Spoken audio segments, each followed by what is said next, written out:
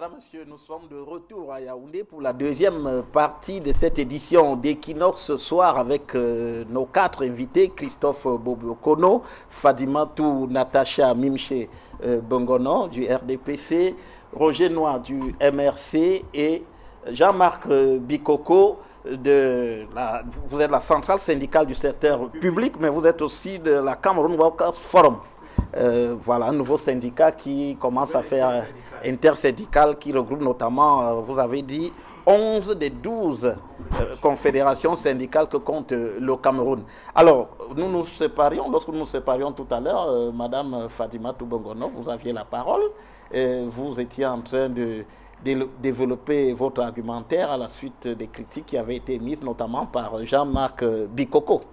Non, pas forcément par rapport à la critique de M. Jean-Marc Bikoko. J'étais de disant ce que le président Paul Biya, dès son arrivée à la magistrature suprême, avait entrepris de lutter, d'assainir les mœurs publiques. Et nous rappelions déjà à l'entame, avant que les autres n'arrivent, que la corruption, que ce soit la corruption ou bien les malversations financières, ne sont pas une trouvaille camerounaise et que tout on pourrait revoir au niveau de l'échelle. Chacun va se situer, va essayer de voir à quelle échelle de corruption ou bien de malversation un État se trouve confronté. Pour le cas du Cameroun, à travers les mécanismes tels que nous l'avions évoqué tantôt, le président Paul Biya a été constant. Alors, dans sa dernière adresse à la nation, il indiquait que c'est tous ensemble que nous allons combattre ces fléaux qui gangrènent notre pays. Cela indique que, nous l'avions dit, la corruption, au-delà du détournement des deniers publics, bien des malversations financières, bien des distractions des fonds publics qui sont mises à la disposition de certaines personnes à qui on a confié un pan de pouvoir de régalien de l'État, nous avons la petite corruption qui gangrène également notre société. Ça, nous ne le nions pas. Mais ce que je voudrais dire, c'est que contrairement à ce que les uns et les autres veulent laisser entendre, le Cameroun c'est un État. Et comme tous les États, ils sont appelés à travailler. Le Cameroun, le chef de l'État est appelé à travailler avec les citoyens camerounais. On n'ira pas inventer d'autres Camerounais pour gérer l'État du Cameroun. Ça veut dire quoi concrètement? J'étais sur le plateau avec quelqu'un qui indiquait que, rendu à ce jour, le Cameroun, le président Paul Biya a sensiblement utilisé 500 ministres. Oui. Alors, sur la fourchette de 500 ministres, dans la fourchette de 500 ministres, ce n'est pas parce que les autres, par exemple ceux qui ont eu à gérer le code pénal camerounais, qui sont d'une manière ou d'une autre accusés également, comme c'est le cas sur ce plateau, de corruption, de détournement ou bien de conflits d'intérêts. On ne va pas sur le fait des déclarations.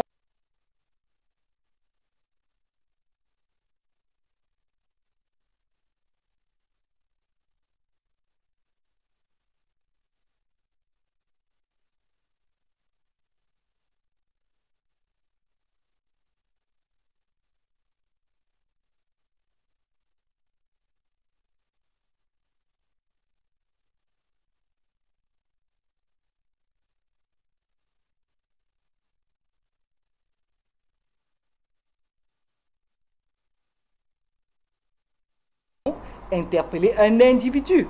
On laisse la justice suivre son cours. Et lorsqu'il sera établi que l'individu en question a eu assez passé le marché à lui-même, en ce moment-là, on pourra rendre justice. Et la justice pourra faire son travail. Et j'espère qu'en ce moment-là, les uns et les autres ne vont pas crier, comme c'est le cas pour certains, à l'instrumentalisation de la justice. Et de même, lorsque j'ai suivi tout à l'heure indiquer que oui, parce que le président de la République nomme les magistrats, je me demande bien, est-ce que le fait de nommer un magistrat lui empêche de faire son travail? Je doute que non. On ne peut pas être à la tête d'un État et se mettre à l'âge que le président a. L'âge que le président a le dispense de certaines attitudes, bien de certains, conjectures. Parce que à son âge, je ne pense pas, dans mon village à moi, on dit qu'il est plus facile pour lui d'aller là où il va que de retourner d'où il vient. Oui. Cela veut dire quoi? De manière constante, il n'a pas peur des X ou des Y.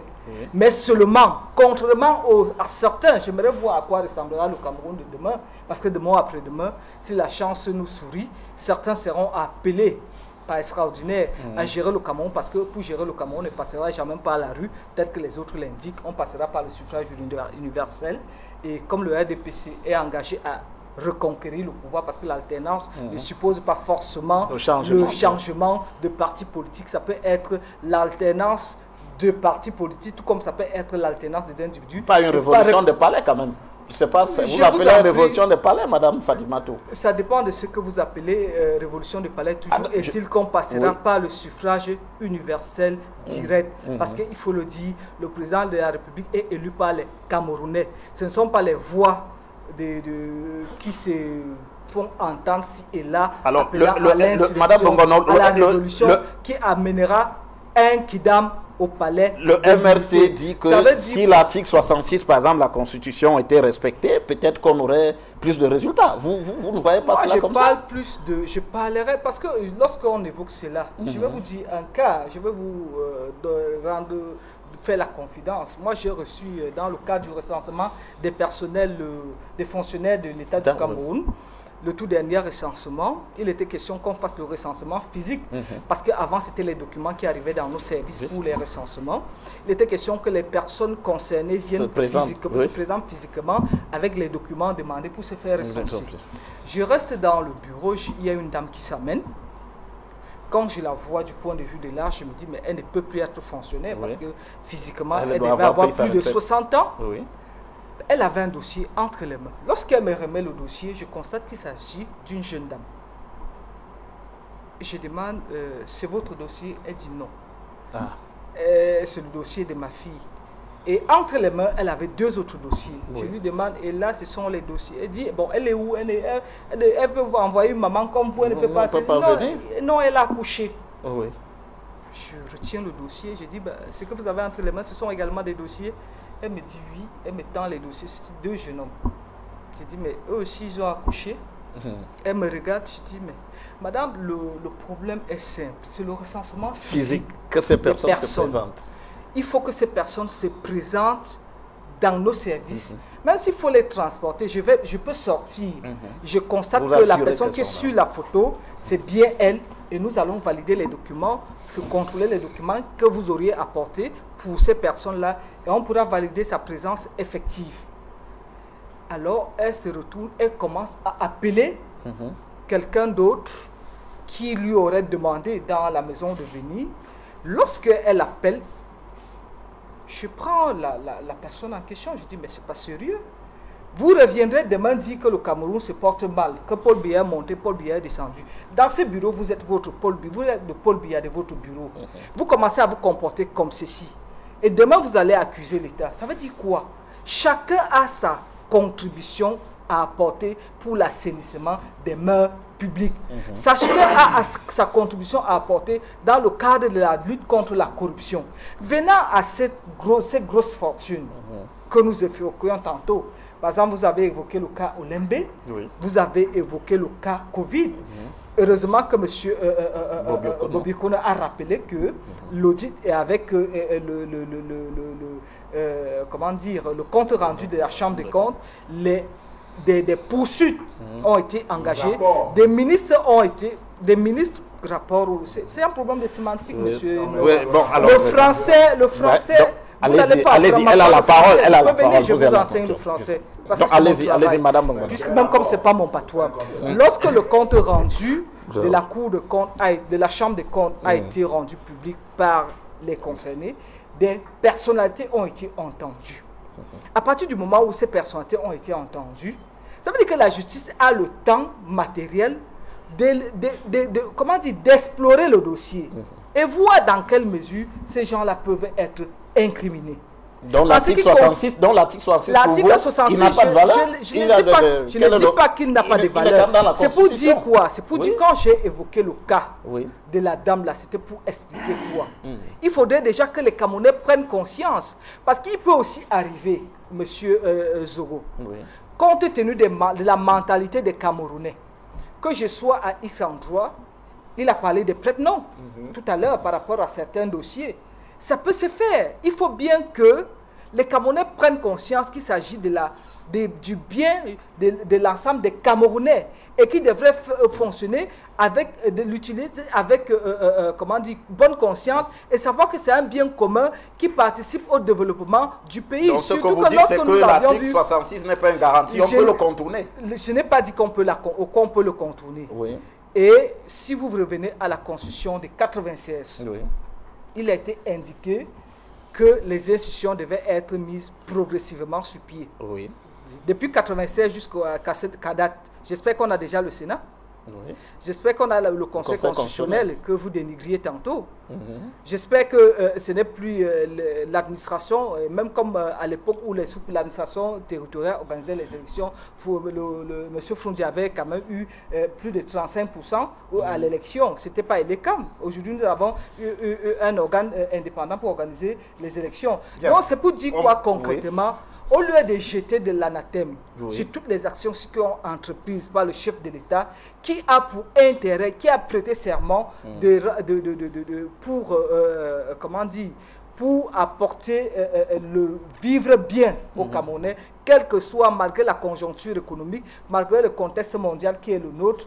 Il faudrait que les Camerounais prennent conscience que chacun a sa responsabilité et personne ne peut être au-dessus des lois. Tout comme en 2012, certains d'aucuns estiment que ce sont des arrestations politiques, avaient été mises à l'index par rapport à un certain nombre de dossiers ont été condamnés. D'autres suivront. Et j'espère, moi je souhaite vivement qu'on ne revienne pas dire que c'est parce qu'on guette ci, on guette ça. Et deuxièmement, puisque ça va arriver, et deuxièmement, il y a quelque chose qui a été dit là tout à l'heure, que les camarades, les gens du RDPC sont venus dire que le stade est sous le machin ou bien... Oui, non, que l'hôtel est 5 étoiles. Ce que je voudrais dire, sur ce plateau-là, le RDPC avait un représentant en la personne du professeur Aboya Manassi. Et en aucun moment, le professeur l'a dit. Je pense que quand on est démocrate, comme un homme politique, quand on est un homme public, on a le devoir de vérité. Ça ne sert à rien de vouloir créer des contre-vérités parce qu'on veut se faire... Bien, merci. Alors, Roger Noir, vous êtes interpellé là, sur cette déclaration. Je voudrais d'abord dire que moi, Roger Stenoir, en bon manguissa, digne de l'être, je ne serai pas de leçon de quelqu'un qui confond un rapport à un compte rendu. Même si on paie de l'argent pour ce genre de format de cours, je ne le prendrai pas. Maintenant, permettez-moi d'abord de faire quelques commentaires suite à ce que j'ai regardé au journal tout à l'heure. Vous avez suivi qu'un sous-préfet, ses petites mains de la dictature, a demandé qu'on sursoit au bilan d'une association de parents d'élèves et d'enseignants. Donc, on passe aux élections, on fait comme si le bilan, il n'y avait rien eu. Mais c'est dans quel pays? Un sous-préfet qui demande de faire ça. Donc, on fait fi du bilan, on va seulement aux élections. C'est la même chose qu'on nous demande sur le plan. Le bureau, on reconnaît le bureau. Voilà. On ne peut pas savoir ce que le bureau en place a fait comme malversation. Vous avez aussi suivi un proviseur qui vous a dit, dans un lycée de 25 salles de classe, 4 seulement ont été construites par l'État.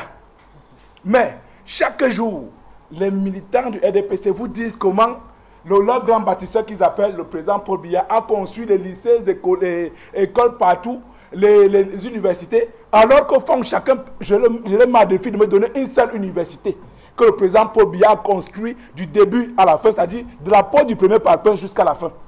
Tout ça, c'est des transformations des infrastructures laissées par l'ancien président, que ce soit à Douala, que ce soit à Tchang, partout, en Gaoundéré, partout, c'est comme ça.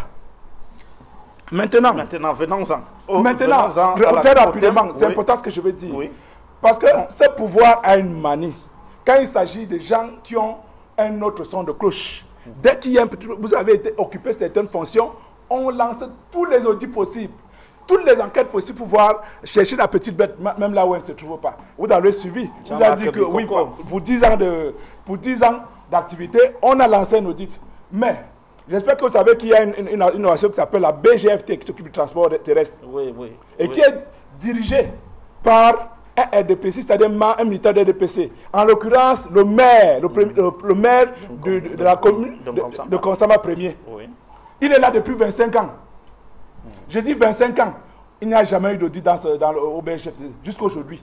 Le président du conseil est là aussi depuis 25 ans. Il n'y a jamais eu d'audit au BGFT. Quand il a parlé du ministre du Travail, il a dit que le ministre du Travail doit valider les contrats d'expatriés. Il n'a pas le temps de valider les contrats d'expatriés. Parce qu'il est plutôt occupé à faire en sorte que les Camerounais vivent avec un SMIC de 36 000 francs CFA. Voilà. Maintenant, dès que je l'ai dit, sur la question on emprunte quelle piste, on vous a interpellé, Madame Fadimatou Bengono vous a interpellé aussi sur les déclarations sur le stade de Lembe. Hein. Vous dites, elle dit que le RDPC n'a pas affirmé que l'hôtel se trouve, 5 étoiles se trouve sous le stade de Lembe. Celui qui l'a affirmé est connu, et je la mets au défi de me prouver le contraire, comme un militant du RDPC. Donc, pour moi, qui n'ait pas été là sur le plateau comme présentant, peu importe, il était militant du RDPC. Donc, je considère que c'est le RDPC qui dit clairement que l'hôtel 5 étoiles là, c'est-à-dire l'équivalent du Hilton, se trouve sous les gradins.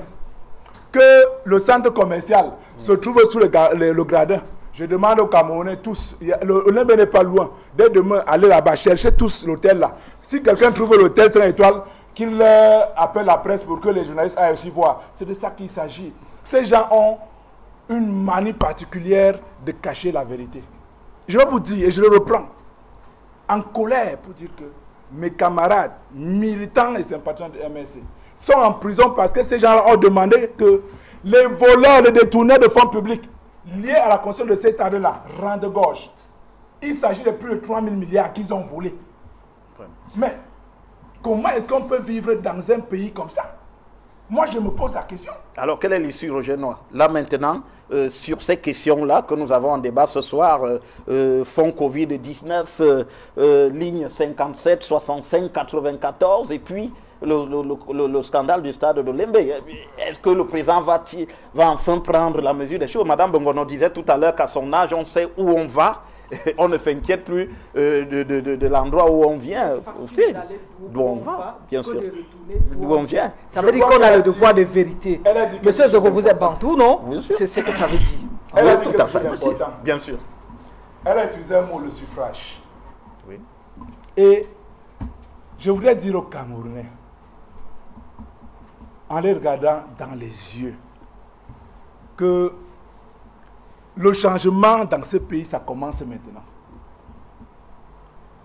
Même si Elecam publie des chiffres d'inscription sur les électorales qui sont pas vrais, qui sont incorrects, nous devons nous inscrire massivement et veiller à ce que Elecam publie les véritables chiffres d'inscription.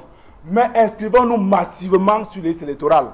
Parce que l'arme du citoyen, l'arme par laquelle il peut tuer ce régime de voleurs, de corrompus, c'est son... Symboliquement, vous voulez dire? Mais bien sûr, pas tuer physiquement quand même. C'est pas physiquement. Bon, on ne va voilà. pas tuer quelqu'un avec un papier. Bien sûr. C'est son bulletin de vote. Et pour l'obtenir, il faut qu'il soit inscrit sur l'électoral. Même comme la question de la nationalité se pose. Inscrivez-vous sur les listes électorales et veillez à ce que les camps publient les véritables chiffres d'inscription. Deuxième chose, le moment venu, que ce soit en 2025 ou avant, allez effectivement voter, allez voter en masse. Troisième chose, surveillez vos votes. Quatrième chose, défendez vos votes. Ce n'est que comme ça qu'on va arriver à bout de ce régime de menteurs qui ne fonctionne que par des slogans. On nous a promis la santé à l'an 2000, on n'a rien vu. On nous a promis même le bout de tunnel. Ils sont les seuls à avoir vu le bout du tunnel. On nous a promis les grands chantiers, on n'a que les grands détournements. On en a marre. Et la seule manière de faire, c'est par l'élection. Parce que nous, MS, nous avons clairement dit que nous allons arriver au pouvoir, pas par la force, comme ils veulent faire croire que nous sommes un parti insurrectionnel, mais uniquement par les urnes. Et c'est pourquoi nous nous battons depuis pour la révision consensuelle, tout au moins du code électoral. Oui. Vous savez dans quelles conditions on nous a chassé au Hilton Hotel en 2021. Mais nous continuons le combat. Et il revient au Cameroun de comprendre que les choses sont gâtées. La vie est chère. Donc il n'y a pas d'espoir, par exemple, pour Non, ce qui avec ces concerne gens-ci, il n'y la, a pas la d'espoir. lutte contre la corruption, Non, l'opération pas d'espoir. épervier, il n'y a pas d'espoir. Non, il n'y a pas. Avec ces gens-ci, il n'y a aucun espoir. Aucun. Prenez les armes, c'est-à-dire votre carte d'électeur. C'est ça votre arme-là. Ça va vous aider en 2025 ou avant. Avec ces gens-ci, je répète, il n'y a pas d'espoir. Ce sont des voleurs. Ils ne font que voler, voler, voler. Pire que les souris. D'accord. Alors, Roger Noir, Jean-Marc Bikoko, sur la question, vous aussi, vous appeliez à ce que les Camerounais se mobilisent. Je m'interrogeais si ce n'était pas une insurrection. Vous nous avez rassuré qu'il ne s'agissait pas d'une insurrection, mais d'une mobilisation pour la défense des droits. Alors, nous sommes là dans le cadre des propositions maintenant. Qu'est-ce que vous suggérez avec tous ces dossiers, par exemple, sur les détournements des deniers publics, et le président de la République qui a rappelé dans son discours à la nation le 31 décembre 2022 que tous ceux qui spolient l'État vont rendre gorge une fois de plus. Vous pensez qu'il y a des actions qui peuvent être menées ces jours-ci? Il faut dire que je précise que je n'appelle pas l'insurrection. Ça, c'est une lettre que le CAOF a adressée au Premier ministre, chef du gouvernement. Voici la décharge. Et dans laquelle nous appelons les Camerounais à jouer le rôle qui est le leur à travers la définition de la démocratie. Pouvoir du peuple, par le peuple et pour le peuple. Et que le contrôle citoyen de l'action publique est un devoir citoyen. C'est-à-dire que, quand je vous parlais de... Le Cameroun est en partenariat avec la France depuis l'atteinte du point d'achèvement en 2006. Et on met en œuvre le C2D, contrat de désendettement et développement. Et la société civile à laquelle j'appartiens, nous menons le suivi indépendant des politiques publiques du C2D.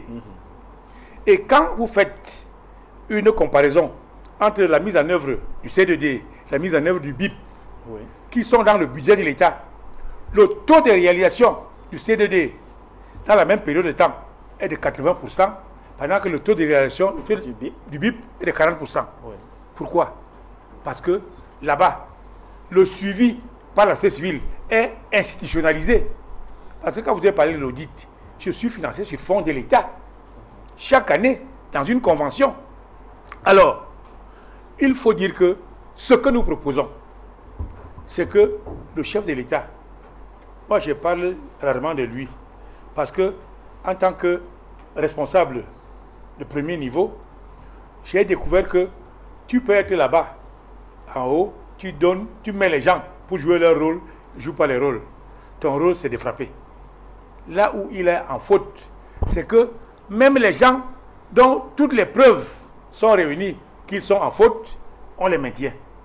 Là, mais vraiment, et la dame a dit, il faut que les Camerounais, à leur poste, chacun apporte sa modeste contribution à l'œuvre de construction nationale. Maintenant, si tu ne joues pas ton rôle, on te frappe. Sauf que chez nous, quelqu'un étant quelqu'un derrière quelqu'un, qui est quelqu'un derrière quelqu'un, le favoritisme et le clientélisme, on protège même quand il y a les preuves. Alors, ce que moi j'ai dit, quand j'ai dit que le système soit mis à plat, c'est qu'il faut que le Cameroun revienne aux règles on appelle ça internationales.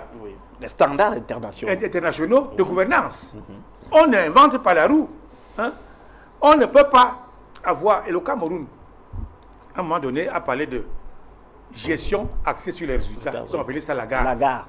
A dit qu'il y a eu des ateliers pendant 5 ans pour former les gens. Le Cameroun, depuis 2013, il dit qu'il y a la réforme des finances publiques avec le budget, tu appelles ça programme. Budget programme. Le budget programme, et nous avons produit dans un journal qu'on appelle le service public. Le budget programme, quand il est en vigueur, ce n'est pas le ministre qui défend le budget à l'Assemblée. C'est les chargés des programmes dans les ministères. Si le ministère a 4 programmes, chaque chargé de programme va défendre. Mais sur le papier, budget programme, et on a les ministres qui reviennent défendre. Ils ne maîtrisent même pas les programmes qui sont en vigueur dans l'heure. Et ces programmes ne sont pas... Je le dis parce que j'ai un cabinet qu'on appelle Train and Brain Initiative. Nous avons le seul ministère qui a tenté de mettre en œuvre le budget programme, ministère des Affaires sociales. Autant de ministres Bakambok. Elle l'a mis en œuvre.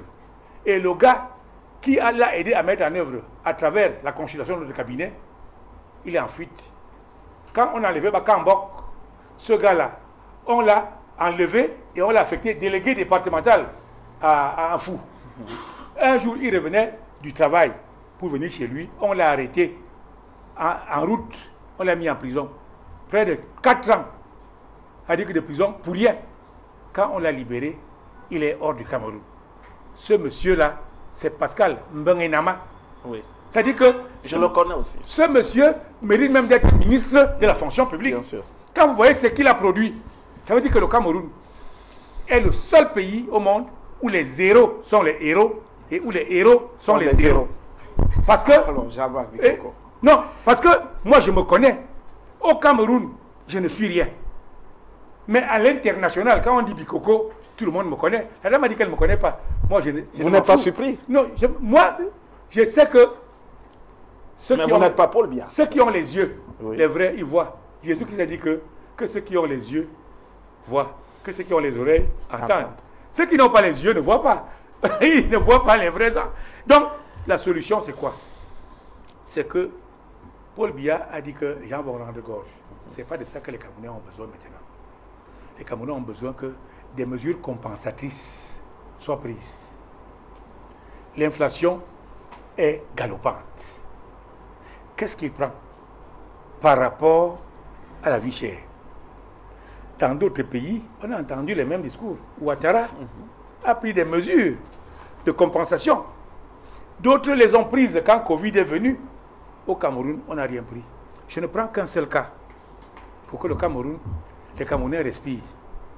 Paul Biya devrait revoir les allocations familiales au Cameroun. Au Cameroun, les allocations familiales, c'est de 2800 ou quelque chose comme ça, par enfant, dont les parents sont salariés. Oui. Tous les autres dont les parents ne sont pas salariés n'ont droit à rien. Déjà, 2800, un parent, aujourd'hui, pour son enfant par mois, dépense plus de 10 000. Donc, 2800 allocations familiales, vraiment, c'est n'importe quoi. Nous disons que, pour nous, il faut que, si le président dit qu'il aime le peuple, que cette allocation soit distribuée à tous les enfants camerounais, que leurs parents soient salariés ou pas. Il y a des moyens pour ça? Mais oui! Mais vu qu'on vous dit que quelqu'un a volé 10 milliards, 100 milliards, et tout et tout. Mais est-ce qu'on récupère cet argent justement dans le cas de l'opération impériale dont nous parlons? Non, comme il ne récupère pas. Il y a des chiffres quand même que... il y a des argents qui sont récupérés. On vous a dit qu'on a créé une autre ligne, oui. 57, oui. Où on mettait de l'argent. En plus de ce qui existait déjà, c'est que, comme il a laissé que d'autres s'en servent, mais alors, oui, merci, Jean-Marc Bikoko. Non, on va sortir par là. Donc, Christophe Bobiokono, vous plaignez tout à l'heure, Christophe Bobiokono, de la structuration de notre système judiciaire. C'est une piste quand même pour apporter une solution. Est-ce qu'on peut espérer des réformes là? Enfin, c'est un chantier totalement en friche. Je suis désolé, mais Mme Bengono donne l'impression qu'elle ne vit pas au Cameroun. Si elle ne connaît pas M. Bikoko, oui. Si elle ne connaît pas M. Bikoko, si elle dit un certain nombre de choses, c'est qu'elle n'est pas une observatrice de la scène politique, sociale camerounaise. Vraiment. J'ai été étonné de sa compréhension, oui, du rappel que je fais. Je dis que le président continue à présider le Conseil supérieur de la magistrature. Je vous donne une information. À l'heure actuelle, le tribunal administratif de Médon est bloqué. Oui, le président est mort. Oui. L'un des magistrats, des juges est malade. Oui. Le tribunal ne fonctionne pas depuis des mois. Oui. Et le Conseil supérieur de la magistrature ne peut pas se tenir parce que le calendrier, le président, maintenant en moyenne, il ne trouve le temps que une fois tous les 2 ans, 3 ans, 4 ans pour présider le Conseil supérieur de la magistrature. Ça pose problème. Ailleurs, le Conseil supérieur de la magistrature est présidé par exemple par le président de la Cour suprême et le président, les actes qui sont pris, le président signe les actes de nomination. Oui. Ça ne pose aucun problème. On ne demande pas de recréer la roue. Donc quand on veut critiquer, mais vraiment, critiquons ce que nous on parle des choses de terrain. En plus, on ne peut pas dire qu'on demande au chef de l'État de faire déclencher les procédures judiciaires sur la base des déclarations. Le rapport de la Chambre des comptes est une déclaration. Non. Ce n'est pas une déclaration. Non, mais il y a plein de documents. Mais lorsque les journalistes ou un certain nombre de personnes se saisissent. Par ailleurs, j'ai vu que vous avez, certains panélistes ont été peut-être mis en difficulté ici parce qu'on dit qu'on va poursuivre les gens pour appel à l'insurrection. Oui. Mais il y a une loi ici sur les réunions et manifestations publiques. Pourquoi on fait la perversion des lois? Comment sur un plateau comme celui-ci, quelqu'un qui dit qu'il va organiser une manifestation publique, on lui dit, non, on va te poursuivre. Je trouve que, monsieur, je le dis, vous me permettez, oui, nous sommes arrivés au terme de l'émission. Non, attendez. Je suis un ancien membre de la Commission nationale des droits de l'homme. Je trouve que ces propos-là sont scandaleux dans un pays dit démocratique. Vous ne pouvez pas, il n'y a rien qui a été dit ici qui puisse faire qu'on dise que des civils qui demandent quelque chose, qui manifestent quelque part et tout ça, on va demander que le tribunal militaire se saisisse d'eux pour les juger. Donc c'est purement scandaleux. Voilà. Et c'est ce que je voulais dire. Alors, le temps nous prend à la gorge. Non, le temps nous prend à la gorge. Merci Christophe.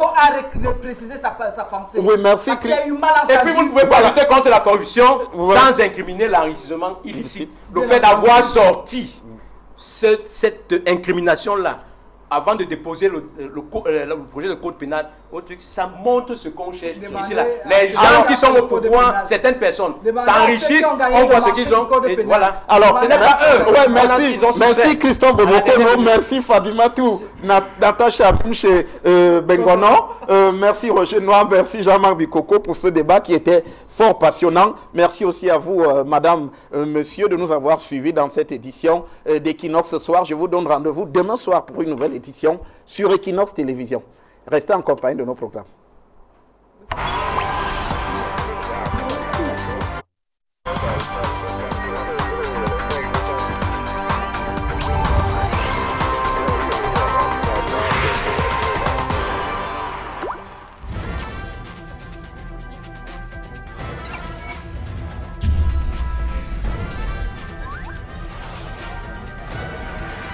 Equinox Télévision, au-delà de l'image, nous rendons compte. If you suspect you may have a coronavirus infection, please call your healthcare provider in advance and let them know you are coming. This can help them be prepared. WHO recommends preventive measures to reduce your risk. Wash your hands frequently using soap and water or an alcohol-based hand rub. Avoid touching your eyes, nose, or mouth. Avoid eating raw meat and unnecessary contact with wild animals. Avoid close contact with anyone with flu-like symptoms. When coughing and sneezing, cover your mouth and nose with a flex elbow. Or use a tissue. Take particular precaution while traveling. Seek medical care early. 7 conseils pour se protéger contre le nouveau coronavirus. 1. Lavez-vous régulièrement les mains à l'eau et au savon ou à l'aide d'un gel hydroalcoolique. 2. Vous ressentez l'envie de tousser ou d'éternuer? Faites-le dans un mouchoir ou dans le creux de votre coude, puis lavez-vous les mains. 3. Restez à au moins 1 mètre de distance des autres personnes, surtout si elles toussent, éternuent ou ont de la fièvre. 4. Évitez de vous toucher les yeux, le nez et la bouche. 5. Évitez tout contact direct avec des animaux vivants. Et si cela est impossible, veillez à vous laver les mains après le contact. 6. Ne mangez pas de produits animaux crus ou mal cuits. Et lavez-vous les mains. Nettoyez les surfaces et les ustensiles après usage. 7. Si vous avez de la fièvre, de la toux ou des difficultés à respirer, consultez un médecin. Lundi sur Equinox Télévision. À Saint-Mima, le stade de Akon, où il y avait 25 000 spectateurs dedans et dehors. C'était à l'époque lointaine, on pourrait les années 80, 84, 85. Donc si maintenant là, les joueurs jouent dans des stades pleins, ça peut être un facteur de décuplation de leur capacité. Le vrai problème de Bambuto Zombuda, c'est que c'est un club qui a un gros potentiel, mais qui n'exploite pas assez ce potentiel. Lorsque vous allez par exemple au stade, vous voyez, on vend des gadgets. Vous voyez, on vend des gadgets, on vend des écharpes, on vend des trucs, mais ça n'entre jamais dans les caisses du club. Du côté de Bambutos, on ne peut pas dénier le droit aux supporters d'exprimer leur reconnaissance ou leur joie de la façon dont il se doit. Lorsque les éliminatoires commencent, même dans les ligues régionales, je ne pense pas qu'on aurait parié sur une affiche Coton-Bambutos. Bambutos n'a aucun titre. Coton a 17 titres de championnat et est en train de courir derrière le 7e titre. C'est deux extrêmes. C'est deux extrêmes et ça va se jouer en un match. On va se retrouver mardi à 22h30 et lundi à 21h. Bonsoir à tous. In the 1980s, a real killer from Brooklyn burst onto the scene, making his way through the whole division of heavyweights and knocking everyone out, one by one. This fighter owned an excellent attack style and elusive speed, which is thus far second to none.